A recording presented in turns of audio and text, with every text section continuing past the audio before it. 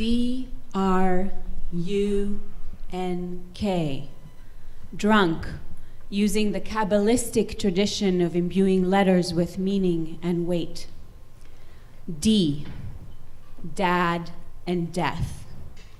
My dad died a little over a year and a half ago, so dealing with his passing, our deep bond, and his daily physical absence from my life is something I do all the time.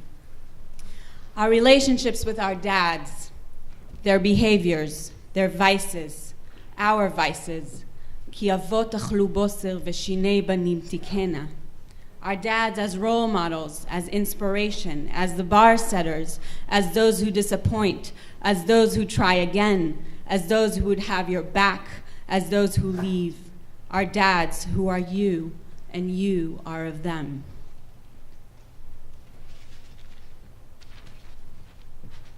Death is one of those words that is too big to be a word. One must unpack it all by itself, but due to time limits and wine limits, I'll say this. Death and the fear of is at the bottom of almost everything.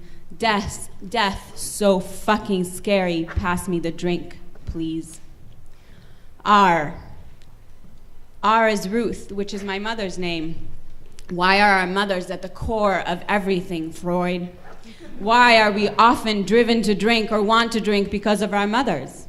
As a mother of a daughter and a son, that thought in itself that one day she may be driven to drink because of me makes me want to drink. And then I read the book of Ruth, because that's what we do here at LABA, we read texts. And it speaks of this beautiful relationship between Ruth and Naomi, her mother-in-law. See, under drinking and mothers-in-law, a whole other story. But this story is about loyalty and grace, chesed. And aren't we all in need of precisely that, grace, chesed? Especially with ourselves, especially with our mothers. And isn't grace, chesed, what we're after when we reach for the drink? Spirits versus spirit.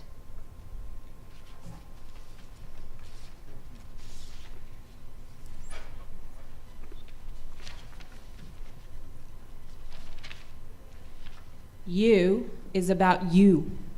Drinking happens together or alone. So often it's about our connections. It's about celebration or holiday or life events. It's about our relationships, our joys, our families, or the lack thereof. Loneliness, New York, rooms, walls, darkness. Which brings us to N. N as in no. So often we reach for the drink because of the no's we hear and the no's we get. In love, in friendship, in work, in so many areas. N sounds like the Hebrew word for in, literally no thing, or not present, or void. We drink in order to not feel that void, or better yet, to fill the void. And yet, the void, that great big void, is where spirit resides. And yet, we fill it with spirits, or chocolates, or Facebook, or K. Kiss and kill. We drink to kiss something, or kill something. We kiss love, and family, and holidays, and joy, and birthdays, and dinners, and life. And we try to kill sadness and immense rage and fear and upsets and jealousy and politics and the things we can't resolve. D-U-D-R-U-N-K, drunk, affected by alcohol to the extent of losing control of one's faculties or behavior.